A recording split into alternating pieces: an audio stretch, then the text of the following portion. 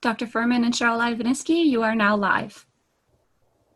Good afternoon and welcome. It is great to be here with you this afternoon and to have you join in and tune in and to be a part of our wellness community here with Cheryl, myself at CherylIvaniski.com and Holistic Diabetes Solutions. And in our community, we welcome our friends and members, and we get really excited about having new friends, their family, and friends of friends.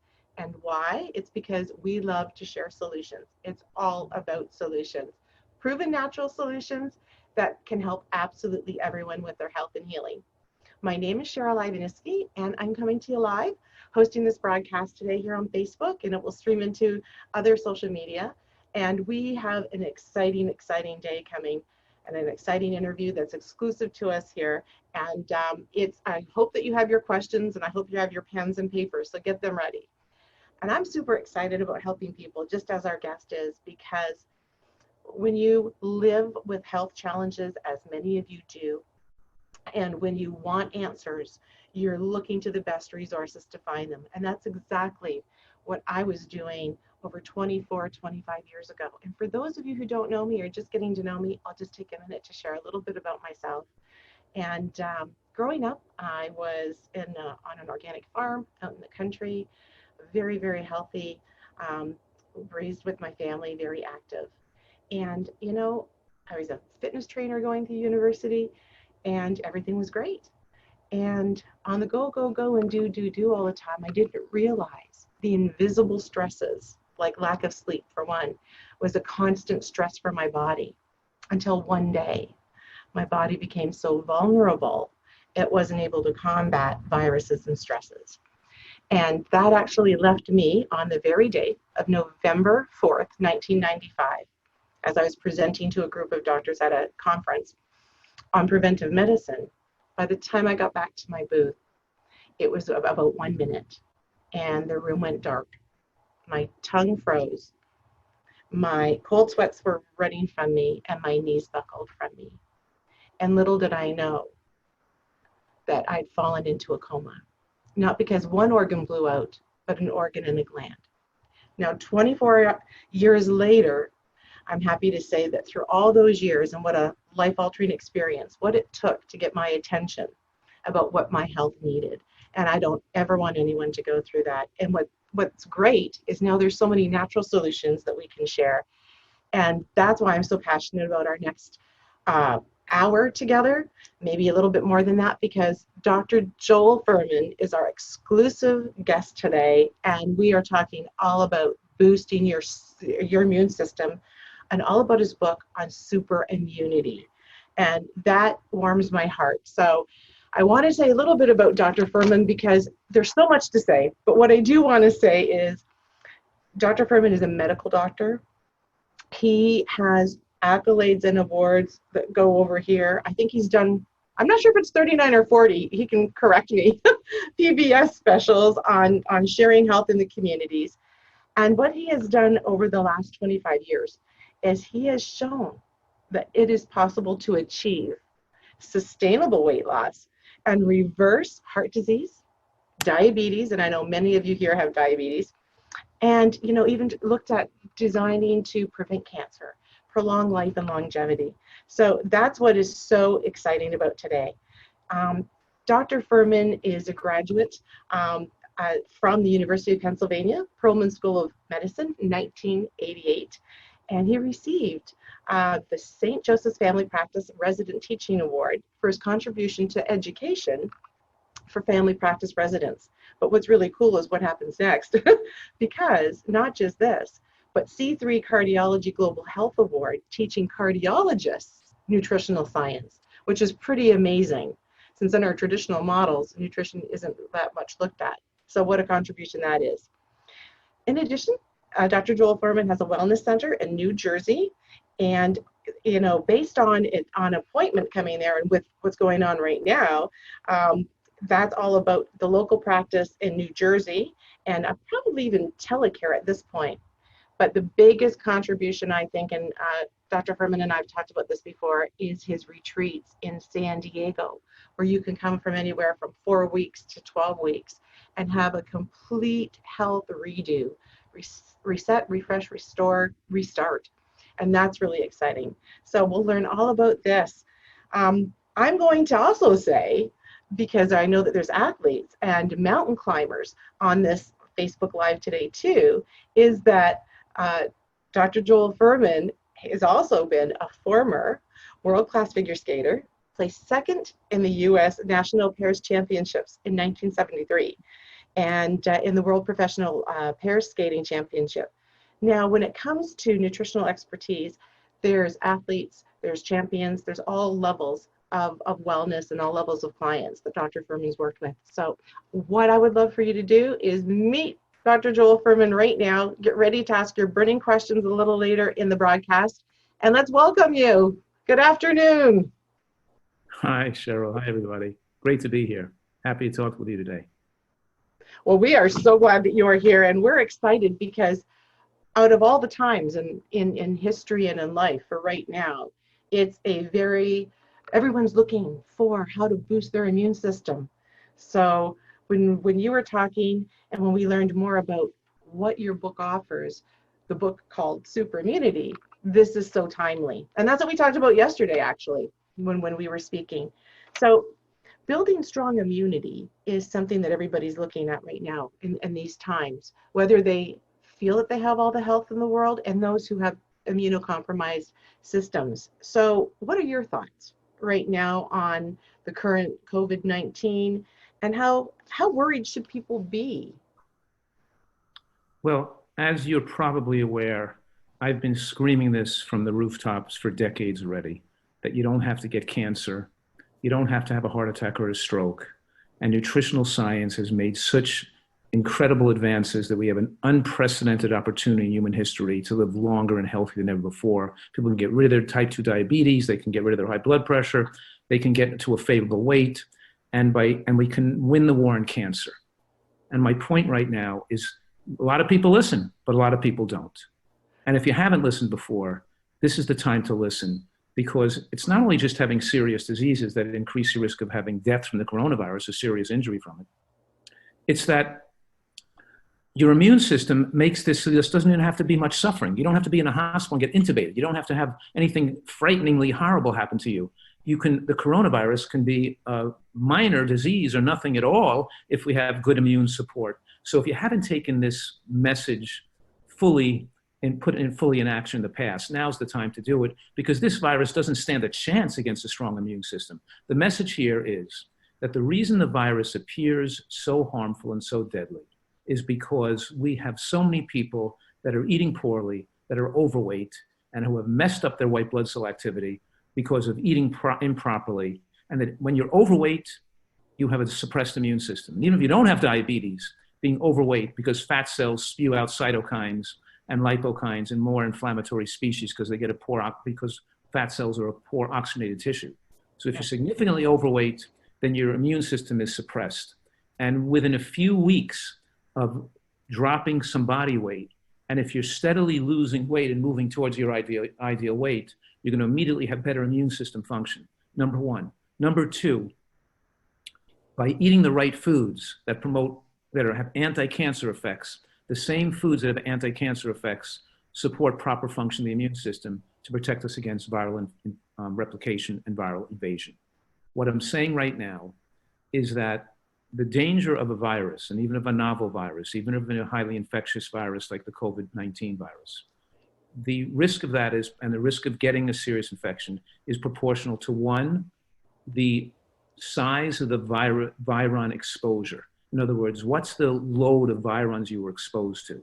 Number two, the pathogenicity of the virulence of that virus. And number three, the immune resistance of the host and the nutritional status of the host. Those three elements are involved. Now, with modern science, we know about not being around close to people that are coughing or sneezing or spewing out viruses. Even people who are not infected yet, who are emanating some virus through their talking or breathing, the viruses can't hang in the air or go far enough to be a major source of infection. You're not that close to people unless you're living with them uptight or living in the same bed or in the same family. Those people are not going to infect you, because unless they're coughing or, and even with the fact that we wash our hands, we know to keep our hands away from our face. we're not rubbing our hands on surfaces, we're being extra careful, we're not going to get a huge viral exposure. The point is, any exposure to this virus will be minimal. We can adequately protect ourselves, but only if we have a normal functioning immune system and we don't have a lot of inflammation. The problem is the standard diet world over is eating processed carbohydrates like rice and white bread and potatoes, and we're eating all these processed foods and oils and so let's talk about that. Let's talk a little bit more about that, because you know, often when you hear people saying avoid the bad foods and we want more of the good foods, that what people I think need, and our listeners need, they need examples of what are those foods that are challenging the immune system. Invisibly, they might not feel it, but what are those ones? Okay, so we know sugar for sure, right? We know. Let me go into, I'd like, if I could, to just briefly go into the most protective foods first. And then beautiful. Beautiful. Does everyone have their papers and pens out? This will be great. So the solutions of what to have. Of what to have. You have to have a big salad every day. You have to eat raw green vegetables, and you have to chew it real well. That's the most important thing to have every day, because you got to get the raw greens. If you're not getting raw greens, you can't have adequate health. You have to use a dressing with not oil, because the calorie rush from oil is immunosuppressive. This calorie rush in the bloodstream, it stops weight loss. You have to use a healthy dressing with maybe some nuts and seeds in the dressing, tomato sauce, almond butter, vinegars. But here's the acronym. It's G-BOMBS. Okay. GBOMBS, which stands for greens, beans, onions, mushrooms, berries, and seeds. Now, greens, beans, onions, mushrooms, berries, and seeds identify the foods with the most protective effects against breast, prostate, and colon cancer.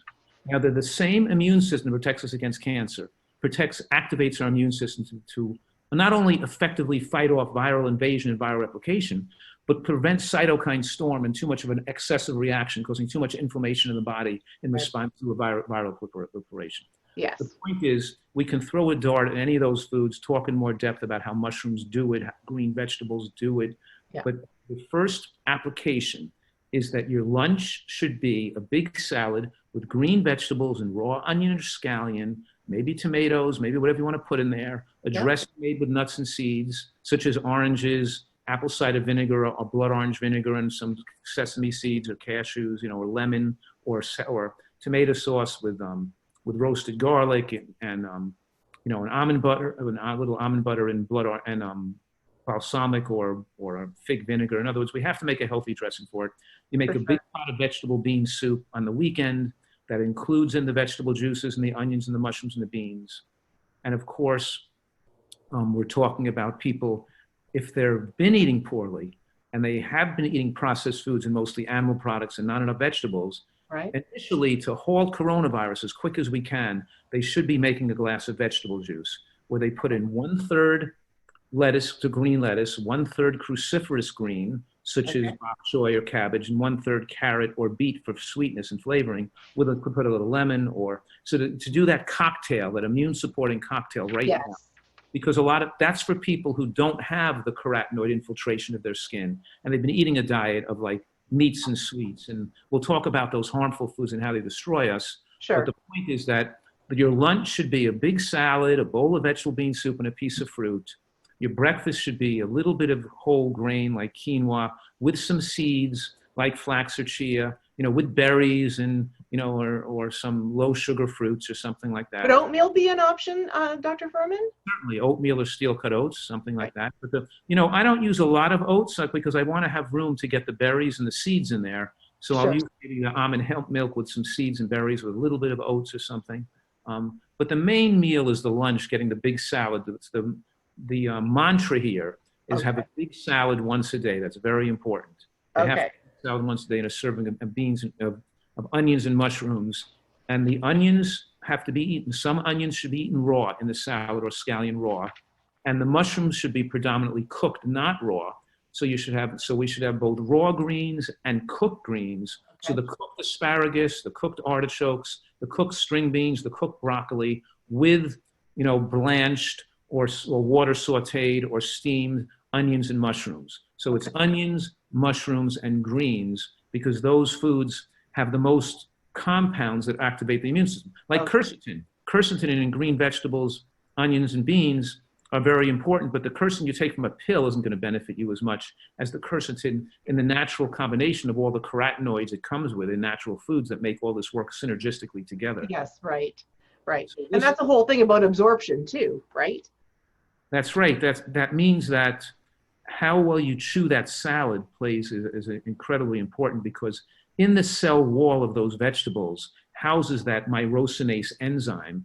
And even though you're eating the salad with the green vegetables and the arugula and the raw onion and the tomato and the dressing has all the ingredients in them, Yes. the ingredients don't come into your body unless you chew it super well. So you're chewing it to a liquid in your mouth to get the maximum of those compounds to penetrate your immune system. If you do all these things I'm telling people to do, the coronavirus won't stand a chance, because we're not vulnerable to viruses, because the RNA of a virus replicates rapidly in the immunosuppressed host, and it forms more pathogenic forms in the body, so it can evade immune system capture and cause damage to the lung and cause cytokine storm.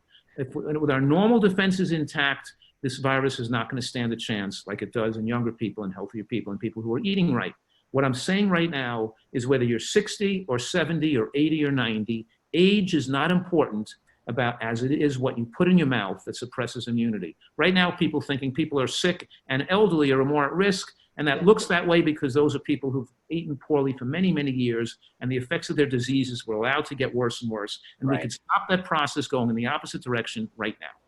Well, I think it's really, really important, not just the choice of and I love that, the G-bomb, but I think that it's very important, and I think it's not talked about enough, about how to get those nutrients. And I think the chewing and pulverizing of those so that we get the bioavailability of what's there for us. I think that that's a really important key. And I guess that's why juicing and making your vegetable juice is so important, because you get that in that process. Would that be correct?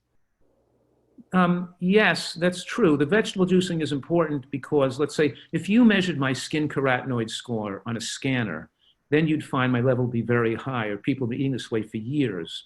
And if I just gave you the diet, over a period of weeks and months, your levels will get higher and higher. But the juicing enables to get our levels of nutrient penetration of the tissues to happen in a more quicker. And in this time of where people's immune system is suppressed, I'm adding the juicing so we can get the tissue score of phytochemicals and antioxidants and carotenoids to get higher faster. So it enables us to consume and digest and assimilate a higher amount of vegetables faster. You wouldn't have to do that if you were taking a year to get your immune system up to that level, but we want people to get it up there right away, so we speed it up with the juices. So speeding it up and accelerating it means decelerating the aging process, no matter what immune system challenge somebody may have, or even if they're not aware, because so many people aren't aware that they even do have one. But we're talking about general health anyway, like across the board for everyone. So that's really important. And now with families home, what's really cool is I know a friend of mine in Oakville, not too far from here. It's a family fun time where they're juicing in the morning, and the kids are all doing it together, and they're doing food prep and learning, like it's homeschooling but lifestyle learning. Well, that's what I've always said. It should be reading, writing, arithmetic, and nutritional science, because the most critical thing people have to control their life and their health destiny.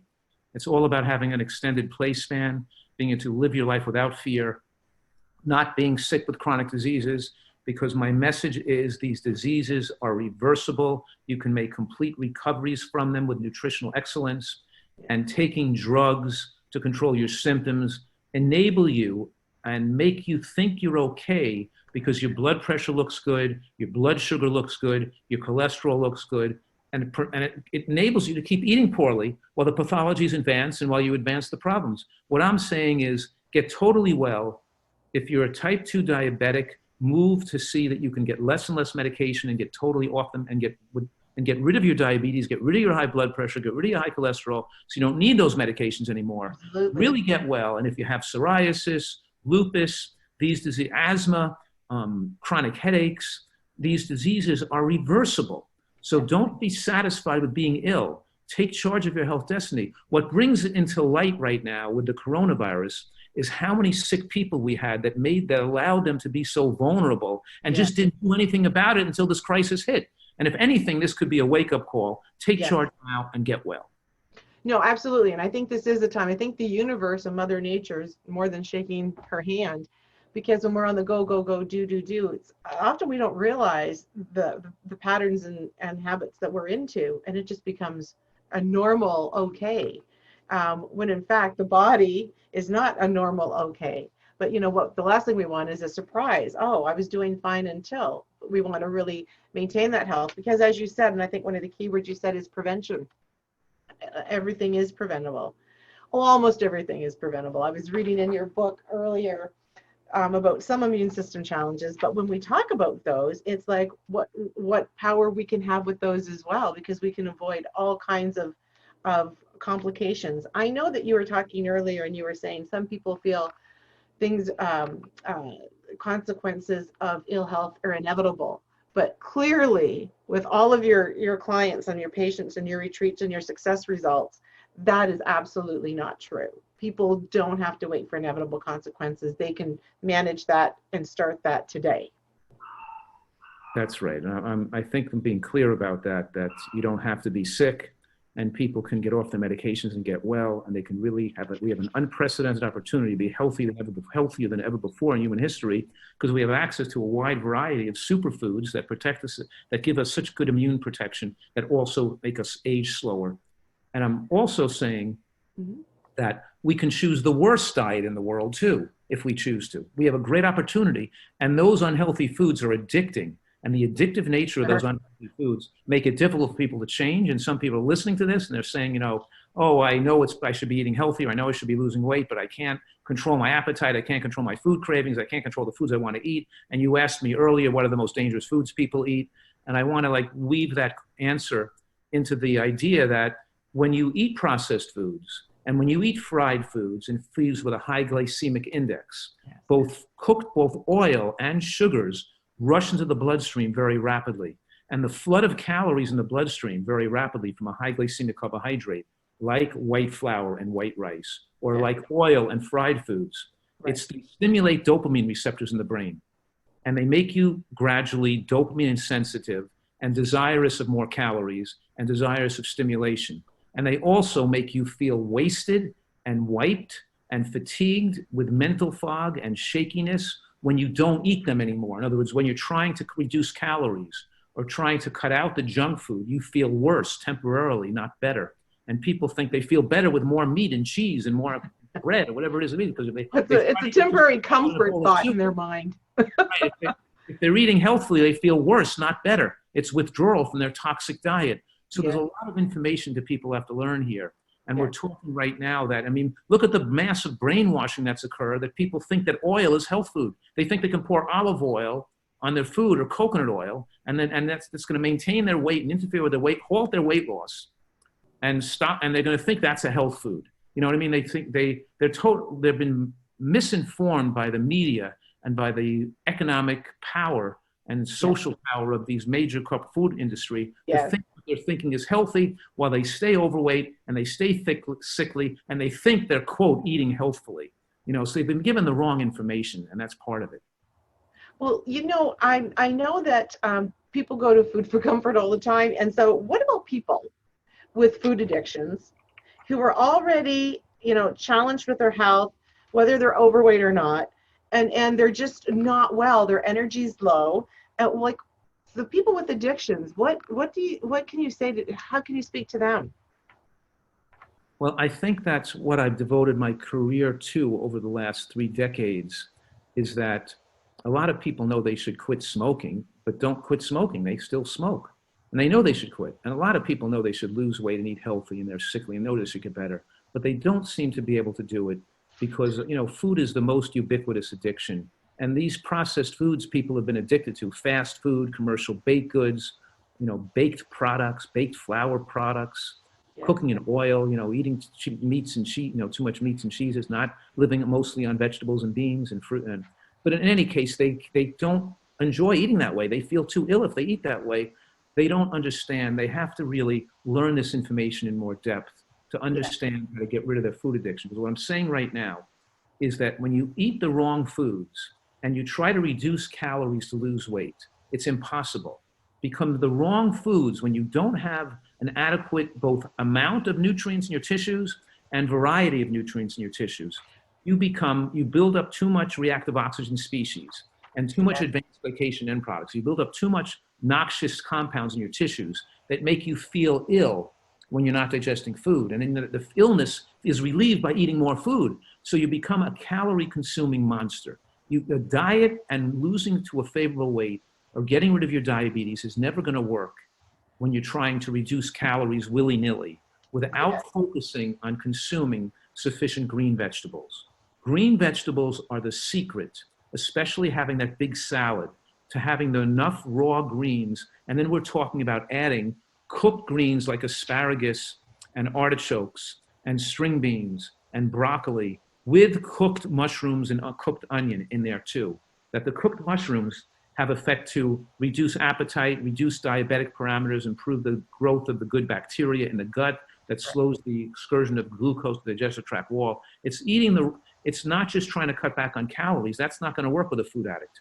You have to get them to eat enough volume of the right types of food to supply the body with the nutrients it needs, so then they won't feel as ill when they try to eat the right amount of calories. Right. Your body will desire less calories when you start eating better. So the first step is to eat better, and then then they'll be more comfortable eating the right amount of food.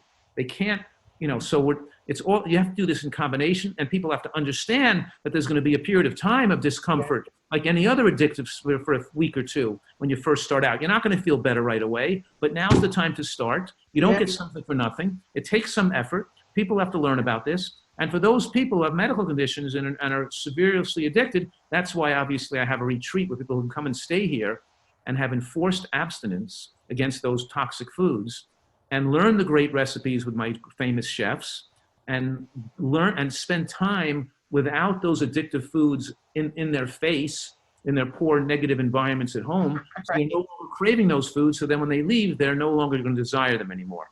So you can either create that environment in your house, or you can come in and we can help you do that. But in any case, it's necessary to do this with knowledge, the right tools, and the right way, and then it becomes easy. It becomes a no-brainer.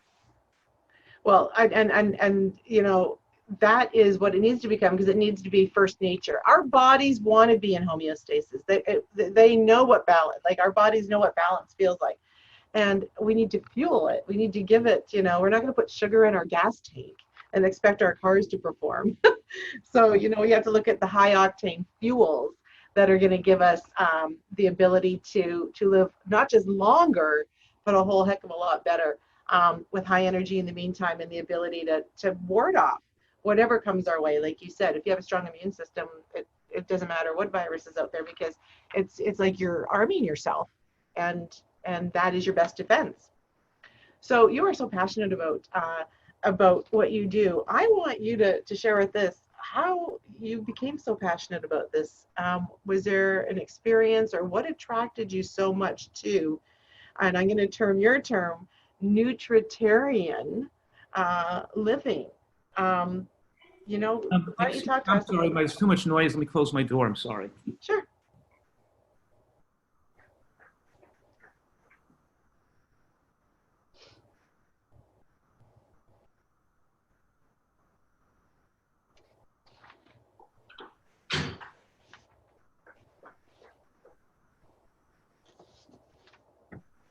All righty, I'm back. Sorry about that. My door to my bedroom wasn't closed. All right. All good. Well, look. So we were saying, why are you so passionate? Like, is there something in life, or was there a mentor, or was there an experience, or is there something that you observed when you were in school, or the types of clients that you were working with when you graduated? Like, what called you, or what created your passion for what you do? I think I started learning about this type of information. I started reading Dr. Herbert Shelton's books in the 1960s, actually, who read, from the natural hygiene movement back then. I saw back years ago that people, even when I was a teenager, my father was overweight and sickly, and he got well and brought some health books and nutrition books into the home. So I started to read in some of this information when I was younger and kept studying other people's works.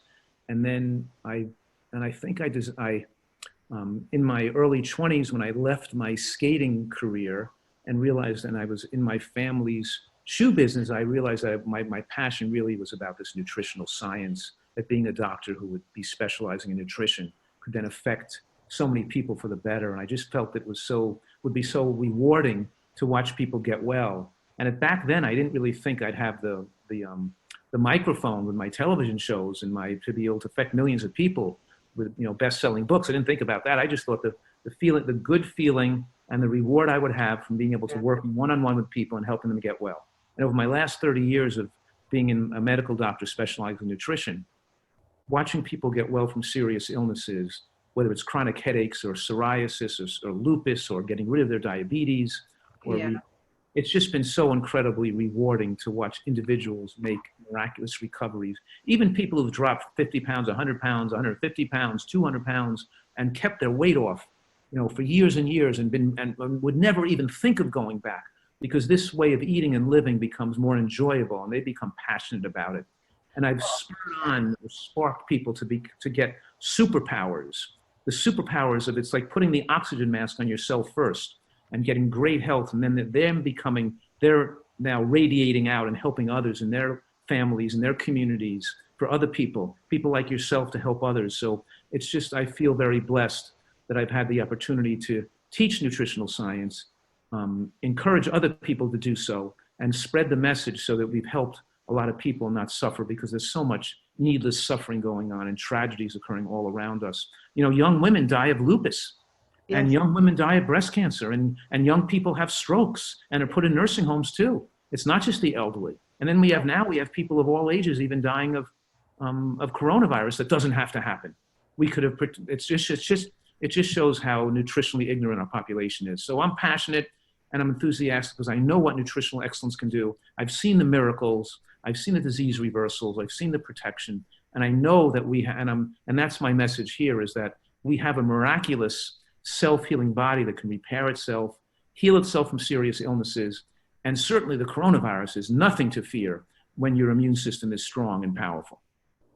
Well, I know that some of our audience and some of our listeners believe that 100%. Lori, do we have a question or two for Dr. Fuhrman? Hi, I see a bunch of comments coming through here. It's great. Wonderful. We have folks tuning in. We don't have any questions listed yet, but we can certainly open it up for Q&A and allow folks to start commenting with any questions they may have. That would be absolutely great. Sure.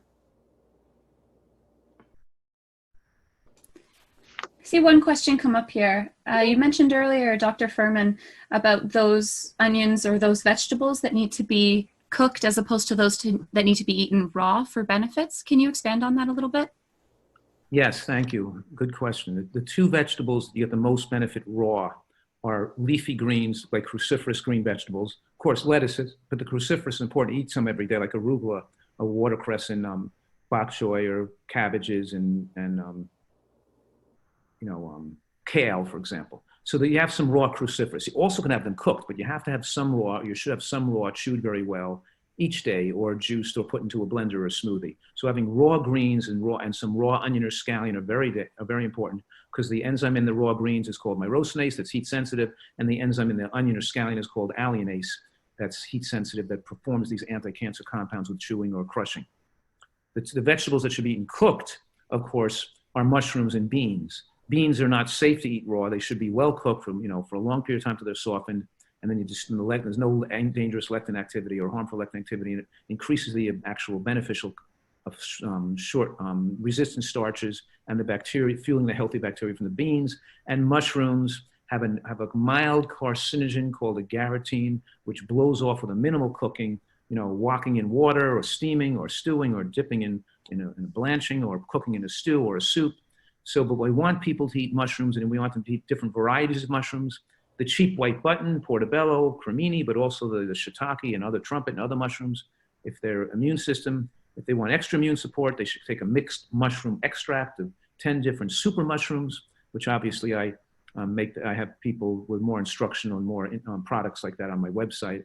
But the point is that we want them to eat a lot of raw greens, and obviously fruit should be raw. I want them to get frozen is adequate, and frozen berries And frozen wild blueberries and frozen other types of berries are very powerful for the immune system and are diabetic friendly, by the way. And excessive fats, oils, butter, meats, cheeses, saturated fats are diabetic unfriendly because they distort the insulin receptor and they make your body more glycemically sensitive. In other words, what I'm saying right now is you eat that apple, and if you're eating oils and fats and you have a lot of, your apple's going to have a high glycemic response. But if you're slim and you're not a lot of fats or oils in your diet, there's not going to be a high glycemic response. So the oils and the fats are very important to keep your body in the glycemic, to keep the normal glycemic response to carbohydrates. So all these things interact and play a role. Okay, thanks for that question. Great question. Thank you very much. We have another guest here asking, you said no olive oil, not even in salad dressing. Isn't that a healthy fat? You know, that's what I've been talking about over and over again, about these oils being the idea that people think they're healthy fats. I've showed the biggest massive advertising scam in the history of science, that people think fattening foods are good for our health. In other words, what I'm saying right now is that walnuts are not the same as walnut oil, and sesame seeds are not the same as sesame oil, and olives are not the same as olive oil. And so what I'm saying to you is when you eat the whole food, like walnuts in your dressing or sesame seeds in your dressing, then the fats are absorbed slowly, about 1 or 2 calories a minute, and your body preferentially burns that for energy. When you take walnut oil or sesame oil, it's absorbed within 3 to 5 minutes. It's 120 calories per tablespoon. It's 4 times the calories. They're absorbed very rapidly. Because they're absorbed rapidly, they have to be stored as fat, not burned for energy. When they're stored as fat, they stop lipolysis, and the extra 400 of calories from olive oil people consuming a day, they're not going to get rid of their diabetes doing that. No way, because they're going to be overweight. There's no way you're burning that 400 calories. No amount of exercise can take off that 400 calories of fat you just added to your diet. Because the fat calories, because they're absorbed so rapidly, the rapid influx of calories stimulates dopamine in the brain, makes you want to eat more calories, and it stops weight loss. And unless you're a physical laborer or a professional athlete or working behind a plow with an ox 8 hours a day, where are you going to burn that off with a little bit of exercise that you're doing a day? In other words, what I'm saying is that the oil calories are excessive calories that do not contain any compensatory benefits like fiber and it's much more, when you eat the nut or seed in place of the oil, you get a whole host of phenols and lignins and sterols and stanols and beneficial compounds that are linked to lower rates of cancer and lower rates of cardiovascular death and reversal of diabetes. So olive oil looks good in those studies because it's better than butter or saturated fat, but it looks bad in studies when you compare it to walnuts or beans or sesame seeds. In other words, the Prevamid study showed the same thing. It showed when people switch from bad fats or refined carbohydrates to olive oil, and you see improvements, some reduction in cardiovascular deaths. But when they switched from olive oil to nuts, we saw a 60% more increase in reduction, a 60% improvement in reduction of cardiovascular deaths. And when we're talking about getting rid of diabetes, we have to be moving towards our ideal weight if we're overweight at the rate of 1 pound every 3 days. That's 2 pounds a week of weight loss. You need to be on a program, and you're not going to achieve 2 pounds a week or 1 pound every 3 days or 1 kilogram a week of weight loss if you're doing this properly, and you're not going to achieve that if you're using a significant amount of oil of any type in your diet. And all of this information relates to the contribution as well as to insulin resistance in the body as well, which makes weight loss much more difficult too. When you were talking about what to put on salads, I mentioned a few solutions and a few options. You mentioned some apple cider vinegar. You mentioned adding some of that to even a little bit of nut butter that you might have. Are there others, fresh orange, or if there's berries, natural berries, organic berries that we'd have, and if we pulverize those, would you use those as a dressing? Would you suggest those? Because I know people are probably wondering, okay, so if it's really not as good as I thought using olive oil, what are some other solutions that we can put to, add that taste, that flavor, and even the texture to our salads? Right. I want people to learn more, and to do this right, they really should develop a degree of nutritional expertise and knowledge about recipes and cooking. You know, as you know, I have cookbooks. I have a website with 1,500 recipes. In the book Yes. right behind you, The End of Diabetes, has recipes for diabetics. In my book, my book Super Immunity has all these immune building recipes. So I have my newest book is Eat for Life. That's my newest, most heavily referenced book. And then we have The End of Diabetes and Super Immunity. So I want people to use this interaction with me to spur them on to learn more and to become experts in making a healthy diet taste great, because these recipes taste fantastic. You know, I mentioned I have the partially dehydrated vegetables from the garden, and I put a sauce made out of cashews and hemp seeds and apple cider vinegar and nutritional yeast and a little soy milk. Mixing that together makes a great sauce. We dehydrate, mix the vegetables, the broccoli leaves and the kale, the collards in the sauce, partially dehydrate them to make like chips. They're great. On the salad dressing, I may make a roasted garlic dressing or a roasted garlic Caesar dressing. That sounds great. You know, that so sounds great. In other words, we make in healthy dressings, but we're not making them with sugar and sweet and oil. We're making them with nuts and seeds and vinegars and other substances. The dressing we talked about earlier, right on this presentation, was a concentrated tomato sauce. You can cook a tomato sauce down a little bit on the stove and make it, thicken it, and then blend in some almonds and hemp seeds or any kind of nut or seed. And you can use, I love to put in fig vinegar with the almond in there, give it a great flavor, but you can use balsamic vinegar and a little raisin in there too. But in any case, tomato sauce and nuts and seeds with vinegar, apple cider vinegar, fig vinegar, balsamic vinegar makes a fantastic dressing. And that's right, we're taking the oil out and we're substituting the nuts out. We're still using the vinegars and the other flavorings. And you can make a fruit-based dressing with mango, with berries, with a peeled navel orange, with sesame seeds and cashews, with a little squeeze of lemon in there. I love blood orange vinegar mixed with the orange, or apple cider vinegar is another alternative for it. The blood orange vinegar with that is fantastic. And a squeeze of lemon in there makes a great salad. And we make these healthy foods taste so good. They taste better than the unhealthy foods. So you're making me hungry. We have some more questions coming in here, but first I'd like to share a couple comments with you. Thank you, Cheryl. So excited and grateful for this. Thank you for bringing on such an amazing guest. Hi, Cheryl. You're a Wonder Woman. Oh, this is such an important topic right now. I've listened to Dr. Joel Fuhrman for a long time on TV. I just love listening to him. He's so passionate and committed to his work. Nutritional science is so important for everyone to learn. And the next question, I'd love to know your thoughts on probiotics and multivitamins. Are they necessary? Sure. First of all, the problem with multivitamins is that folic acid and beta carotene and even vitamin E, isolated vitamin E, is not favorable. And folic acid could be something that promotes prostate cancer and breast cancer.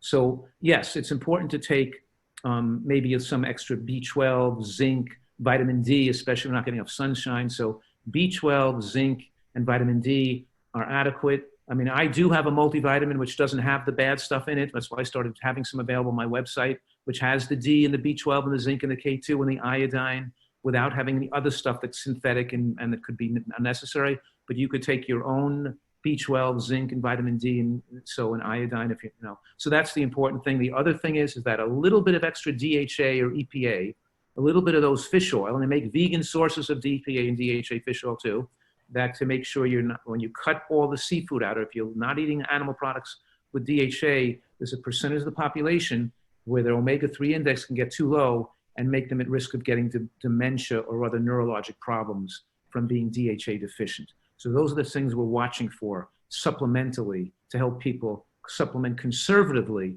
to optimize their nutritional intake as they move towards a diet heavier in these plant materials, and obviously reducing animal products for numerous reasons, because the long-term studies with the best credence that show how long people live and we're looking at hard endpoints like death, show that as we reduce animal product protein and we increase high protein plant foods like green vegetables, like beans, like nuts and seeds, we see longer life and lower risk of death from both cancer and heart disease. That's the message.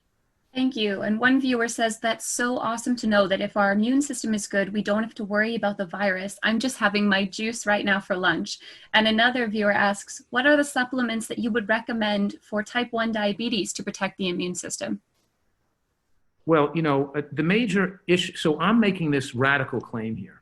I'm saying a type 1 diabetic doesn't have to worry about increase in cardiovascular mortality, blindness, diabetic retinopathy, diabetic neuropathy. In other words, they can live a long, healthy life, and if they eat right and keep themselves slim and requiring only a small amount of insulin.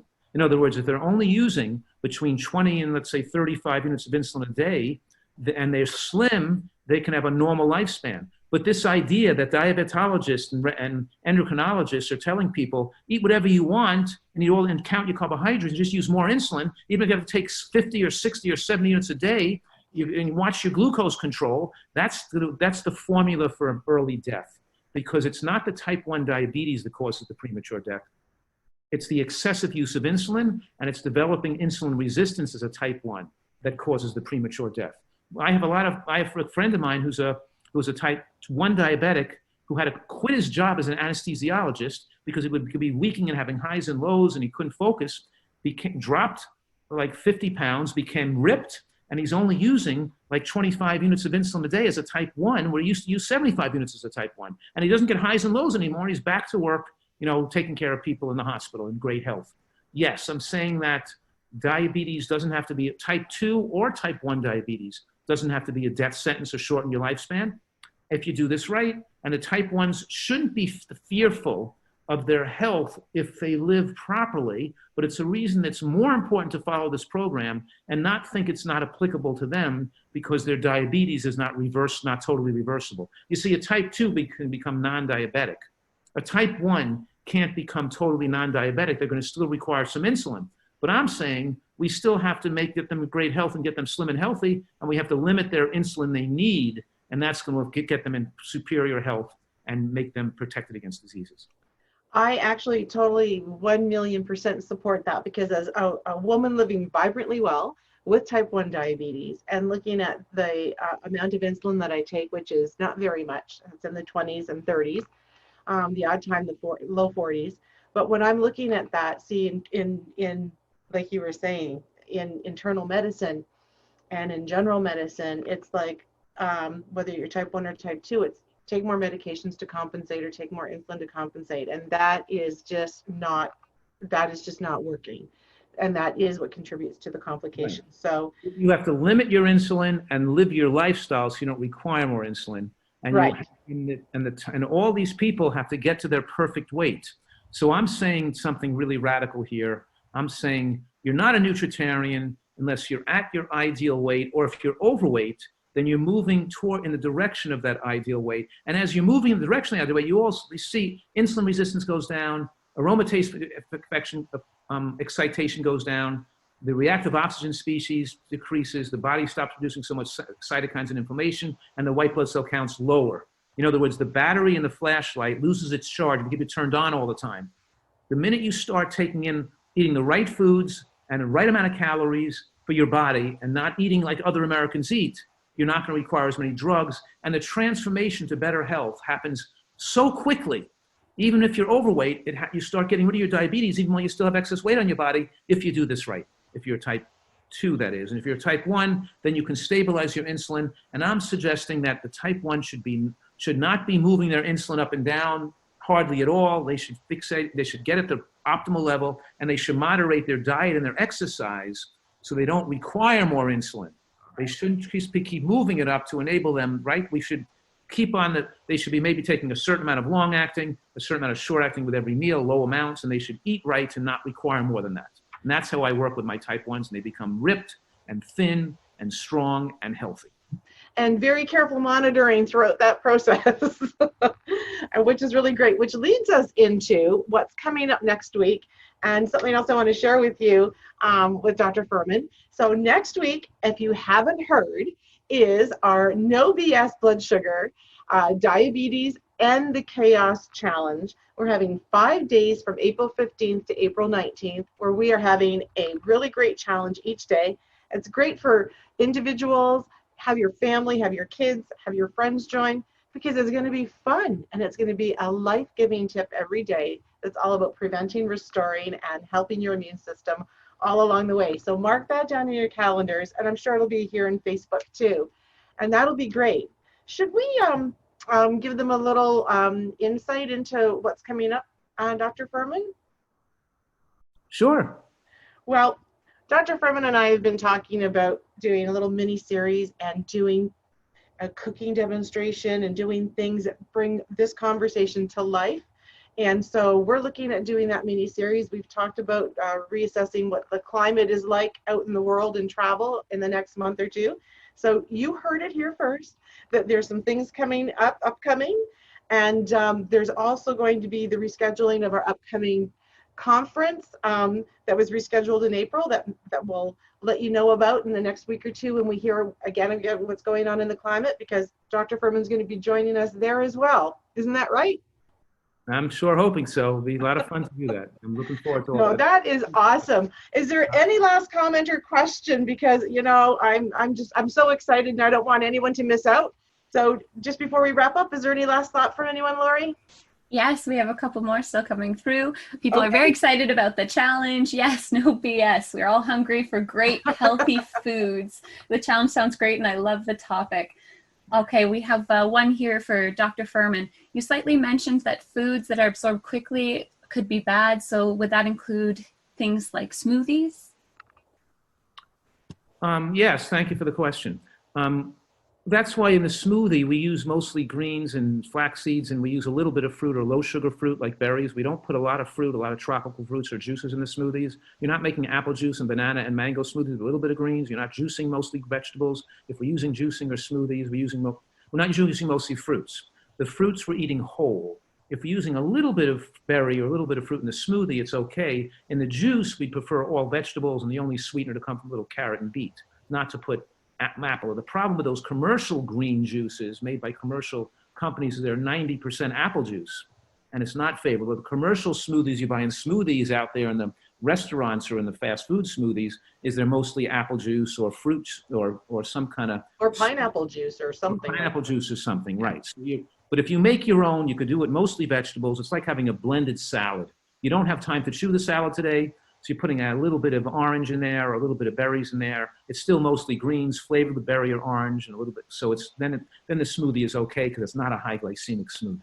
So I think we just use common sense and don't overdo it there. One last question here on individual dietary concerns. Should we not have rice at all, and will couscous and quinoa replace that? Yes, quinoa is the most favorable grain over couscous. Couscous is made from white flour. So we're talking here about quinoa and bulgur and millet and other things. But yes, quinoa is the most favorable grain. Steel cut oats is okay. The reason we're not recommending rice is because the brown rice has been contaminated with arsenic. And arsenic can be a carcinogenic substance. And it's hard to source clean rice in today's food environment. And white rice is too high glycemic. So you're much better off switching to other grains. But even your oats should be organic, because the oats have a lot of glyphosate residue on them, and you have to really buy high quality organic oats. And of course, the dark quinoas are very, very healthy. The regular quinoa is good, but the best quinoas are the brown and black and red quinoas are very healthy, and they're also higher in protein and lower glycemic. And if you want fun, get the tricolored ones. Right, the tricolored. Yeah. Thank you so much. I know we have to wrap up here today, so thank you so much for your time. My pleasure. You know what? We want to thank you so much, Dr. Furhman, for joining us. And thank you, everyone, for joining us. I'm glad that you got some of your burning questions answered. And it's been a pleasure. It's always a pleasure. I mean, the last time we spoke, I remember that you were in San Diego, and your chefs and people at your retreat were I could see some activity going on behind. So it looked like a fun atmosphere. Right. I'm across the street now, but you're right. The atmosphere here where people come to get well is so, well, I can't open this. Hold on. I was going to show you this. Sure. Hold on. My door is locked, so I don't know how to open the door. Okay, I'll just show you through the window. You can see how beautiful it is here over my shoulder, right? Oh, look at this. Right, so you can see it's kind of nice here, obviously, most of the time. Nice weather, but also beautiful hiking and activities. And of course, I have my great chef, so it's a lot of fun here. I'm stuck here, but I'm stuck in a nice place. Oh, you are stuck in a great place. Great place. So again, thank you so much. I want to let everyone know that the books, Dr. Furhman is a 7-time New York Times bestseller. I love his books. I read his books. The book that we've been talking about the most today, based on the times out there, is Super Immunity. And there's so many other books. So you can find Dr. Fuhrman at, is it drfuhrman.com? Sure, they can get more information at drfuhrman.com, drfuhrman.com, or of course, Amazon, or any major bookseller, Sure. And we're going to have links. We're going to make some things available through our website for you too. We're going to have links to you.